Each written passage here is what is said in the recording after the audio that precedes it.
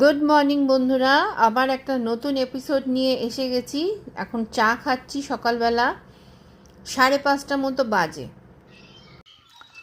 দেখেছো সব বরফ পড়া পিকগুলোর উপরে রোদ পড়ছে। দেখো, আজ আমাদের সেকেন্ড ডে, তো আমরা আজকে সাহারান থেকে বেরিয়ে পড়ব ভীমাকালী দর্শন করে। এত অপূর্ব দৃশ্য চোখের সামনে, তাই শেয়ার করছি, দেখো কেমন খালি। লাগে। আর এই যে জায়গাটা, এটা হলো শিখন মহাদেবের। এই যে উপরে একটা সুন্দর একটা জায়গাটা ছুচোর মতো দেখা যাচ্ছে, ওইখানটা। আমি তো অনেক দূর থেকে দেখছি, তাই অত ছোট। কাছ থেকে দেখার যদি সৌভাগ্য হয় কোনোদিন তোমাদের নিশ্চয়ই দেখাবো। দেখো পরপর সব পিকগুলো রয়েছে। আমি তো সব পিকগুলোর নাম জানি না, তবে যেটা দেখতে এখন আমরা যাচ্ছি সেটাও এখান থেকে দেখা যাচ্ছে, সেটাই তোমাদের বলছি। পুরো খালি দেখো কিরম লাগছে। যতটা পাচ্ছি ছবিতে তোমাদের দেখাচ্ছি, কতটা ভালো আসছে আমি জানি না।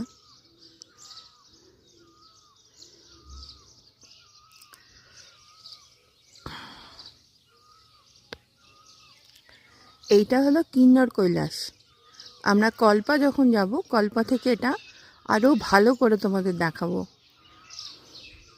এখন আছি আমরা সারাহানে। দেখো এই দিকটা একটু মেঘ রয়েছে,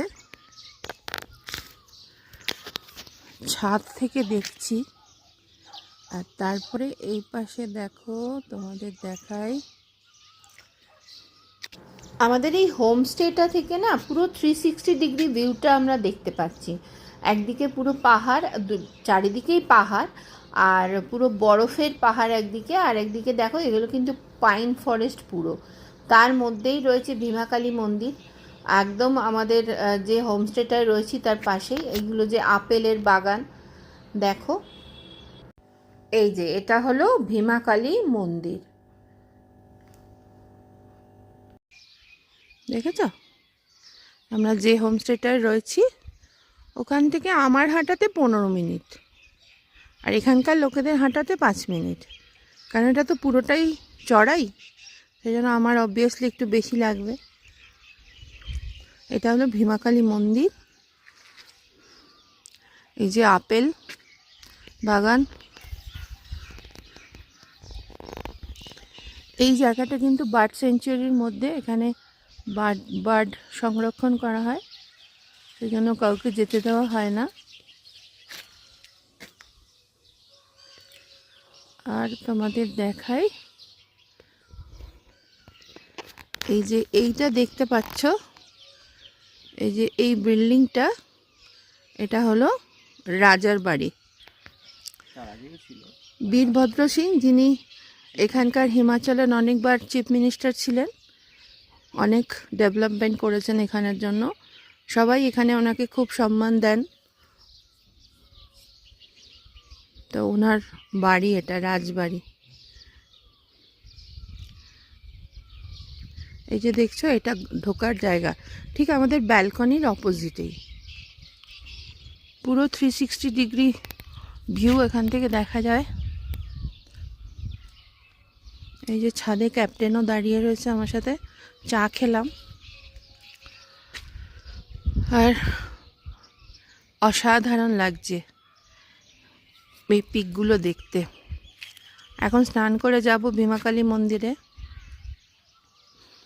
দেখো রোদ এসে পড়ছে, এটা তো ভোরের রোদ্দুর এখন। সত্যি আমাদের এই সারাহান আসাটা যেন সার্থক।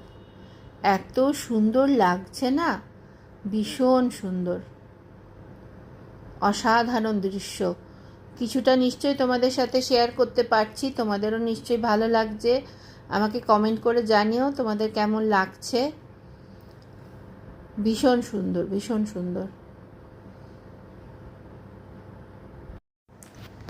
আমরা স্নান টান সেরে চলে এসেছি ভীমাকালী মন্দিরে। চলো ভীমাকালী মন্দিরের ভেতরে ঢুকবো। এই দেখো, এটা ঢোকার দরজাটা। এই মন্দিরটা অনেক পুরনো, প্রায় 13 সেঞ্চুরির সময়কার মন্দির। আর পুরো পাথর আর কাঠ দিয়ে পুরো মন্দিরটা তৈরি। এই যে ভেতরে ঢোকার দরজা, এবং অনেকগুলো, এটা প্রথম দরজা দিয়ে আমরা যেটা ভেতরে ঢুকলাম, সেখানে ঢোকার পর এই যে দেখো চারিদিকে, এবং এখানে থাকার জায়গা রয়েছে, ক্যান্টিন রয়েছে। আর এইটা হলো মেন মন্দিরে ঢোকার আর একটা দরজা। চলো এবার যাবো, এর ভেতরে ঢুকবো। তার আগে এত সুন্দর চারপাশটা যে কি বলবো, এত সুন্দর কাঠের কাজ করা। এখানে ভীমাকালী মন্দিরের একটু হিস্ট্রি রয়েছে, তোমরা ওটাকে পজ করে পড়ে নিতে পারো, ভালো লাগবে। এবং এই যে বুসার রাজবাড়ি, রাজ পরিবার, তাদেরই কিন্তু এই মন্দিরটা ছিল, তারাই সুন্দর করে যত্ন করে এটাকে মানে করেছে। এবং দেবী দুর্গাকেই এখানে পুজো করা হয়। আর এটা একটা পবিত্র শক্তিপীঠও, মানে জানা যায় যে আমাদের যে 51 শক্তিপীঠ আছে তার মধ্যে এটা একটা। তো অনেক কিছু এই সম্বন্ধে, অনেক কিছু অনেকে বলে, অনেকের নানা রকম আছে। তবেই শোনা যায় যে এইখানে যখন সতীর দেহ, মানে দেহ নিয়ে যাচ্ছিল মহাদেব, সেই সময় কানটা এখানে পড়ে, যে ছিন্ন ভিন্ন হয়ে যায় সতীর দেহ, তার কানটা এখানে পড়েছিল। তো সেই থেকে এখানে এই মন্দিরের প্রতিষ্ঠা। এবং আবার শোনা যায় যে এক মানে পৌরাণিক বিবরণে শোনা যায় যে এক সাধু মানে এখানে ধ্যানমগ্ন ছিলেন, সেই সাধুর নাম অনুসারে এটা ভীমাকালী মন্দির রূপেও অনেকে মানে রাখা হয়েছিল আর কি। যে কোনো জায়গাতেই বিভিন্ন রকম পৌরাণিক কাহিনীতে পাওয়া যায়, লোককথায় পাওয়া যায় বিভিন্ন রকমভাবে। তবে এই মন্দিরের ভেতরে ক্যামেরা একদমই অ্যালাউ ছিল না, সেই জন্য মন্দিরের ভেতরটা তোমাদের তো দেখাতে পারছি না। তো বাইরেটা দেখো কত সুন্দরভাবে, এই যে পুরোহিত, ইনি কিন্তু ওপরে পুজো করলেন, আমাদের পুজো করালেন, এবং এখন উনি এসছেন, এখানে কিছু হাওয়ান হবে আর কি। তো এবং এটা মানে হিমালয়ের যে উপরে যে এই মানে মন্দিরটা হিমালয়ের মধ্যে অবস্থিত, পাহাড়ের উপরে, এটা অনেকটা উঁচু, প্রায় 6000 সামথিং মিটার উঁচুতে। এই যে দেখো এখান থেকেও কিন্তু কিন্নর কৈলাস খুব সুন্দরভাবে দেখা যাচ্ছে। আর দেখতে পাচ্ছ যে কিরমভাবে তৈরি। আর এই মন্দির কিন্তু চুন সুরকির কোনো এখানে মানে ইউজ নেই, শুধু কাঠ আর পাথর, এই দিয়ে কিন্তু মন্দির তৈরি। একবার ভূমিকম্পে বা জানা যায় যে মন্দিরে অনেক ক্ষতি হয়েছিল। এই যে এইটা হলো মেন মন্দিরের দরজা। আমরা যে ঢুকে এলাম, 3-4খানা দরজা দিয়ে ঢোকার পরে মেন মন্দিরে ঢোকার দরজা। আরও 2-1জন রয়েছে, আর যেহেতু আমরা অনেক সকালবেলায় এসছি সেজন্য একদমই ফাঁকা মন্দিরটা। 6টার সময় আরতি হয়েছে, সেটা আমরা মিস করে গেছি, কিন্তু তারপরে গিয়ে দেখেছো। এবং এর ওপরেই কিন্তু 6-7 তলার উপরে মন্দিরটা রয়েছে, মানে এই যে দেখছো এর মধ্যে কিন্তু 6-7 তলা, এবং ভেতরে পুরো কাঠের সিঁড়ি, আর তার উপরে সুন্দর কার্পেট পাতা। আর এখানে মাকে দুভাবে পুজো করা হয়, একটা হলো বালিকা রূপে আর একটা হলো বিবাহিত রূপে, এবং দুটো ফ্লোরে মায়ের মূর্তি রয়েছে, এবং সেখানে সেইভাবেই পুজো করা হয়। আর এখানে আশ্চর্য জিনিস যেটা লাগলো সেটা হলো যে এখানকার ফুলগুলো এত সুন্দর, গোলাপ, মানে অসাধারণ অসাধারণ। আমি যেহেতু গাছ ভালোবাসি, আমার ভীষণ ভালো লেগেছে। এই যে দেখো এত বড় বড় গোলাপগুলো একদম কড়িতে ভরে রয়েছে, খুব সুন্দর। আমার তো মন্দিরটা ভীষণ ভালো লেগেছে। এবং সবথেকে মজার ব্যাপার হলো এইটুকু মনে হচ্ছে দেখতে, কিন্তু ওর মধ্যেই অনেক উঁচুতে কিন্তু মায়ের পুজো হচ্ছে, দেখো খুব সুন্দর। আর তোমরা যারা স্পিতি ভ্যালি যাবে, আমি বলবো যে একদিন সারাহানে থাকো, কারণ সারাহানে যদি না থাকো তাহলে সারাহানের যে সৌন্দর্যটা সেটা বুঝতে পারবে না। তো স্পিতি ভ্যালির মধ্যে সারাহান অনেকেই নেয় না, মানে যায় না আর কি, কিন্তু আমরা রেখেছিলাম সারাহান ভীমাকালী টেম্পল দর্শন করব বলে। আর এখানকার সৌন্দর্য, আর এখানে যে এই যে এত সুন্দর পিক এখান থেকে দেখা যায় সেটা আমাদের জানা ছিল না। আর দেখেছো কাঠের কত সুন্দর, একদম পাথর আর কাঠ দিয়ে পুরো তৈরি। তো সারাহান কিন্তু তোমরা অবশ্যই যারা স্পিতি ভ্যালি যাবে একবার সারাহানে থেকো একটা রাত্রি। এবং এখানে কিন্তু বরফও পড়ে শীতকালে, এবং আমার সেই সময় এখানে এসে থাকার খুব ইচ্ছা। এটা প্রায় 7,500 ফুট উঁচুতে। এই যে দেখো আমাদের পুজো টুজো দেওয়া হয়ে গেছে। পুজোর একটু নিয়ে গেছিলাম এখান থেকেই, তখন কোনো দোকানপাট খোলা ছিল না, এনারই দোকানটা খোলা ছিল, সেখান থেকেই নিয়েছিলাম।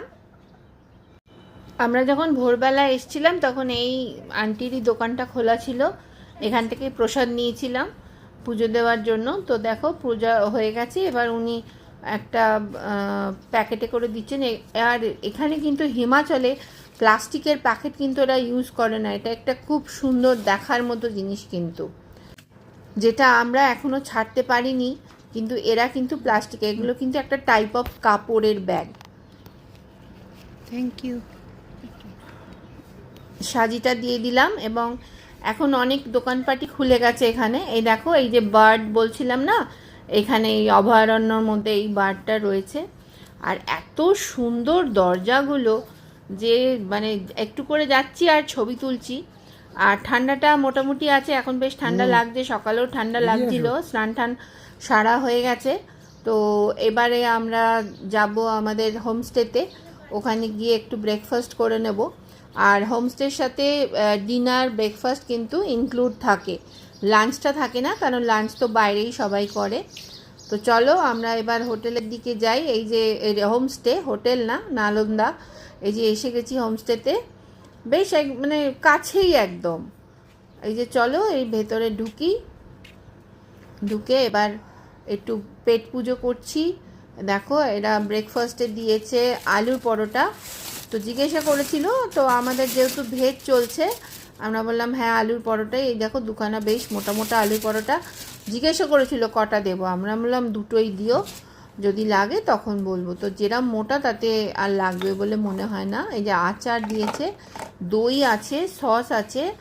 আর এখানে কিন্তু সবাই পরোটার সাথে বাটার দেয়, বাটার দিয়ে পরোটা খাওয়া হয়।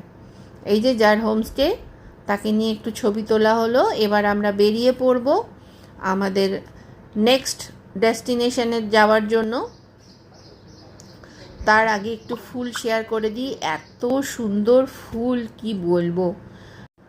সারাহানটা আমার ভীষণ ভালো লেগেছে, সৌগতেরও খুব ভালো লেগেছে। চলো নেক্সট আমাদের ট্রিপ হলো চিৎকুল যাব, চিৎকুল হয়ে সাংলা। আবার তাড়াতাড়ি দেখা হচ্ছে, টাটা।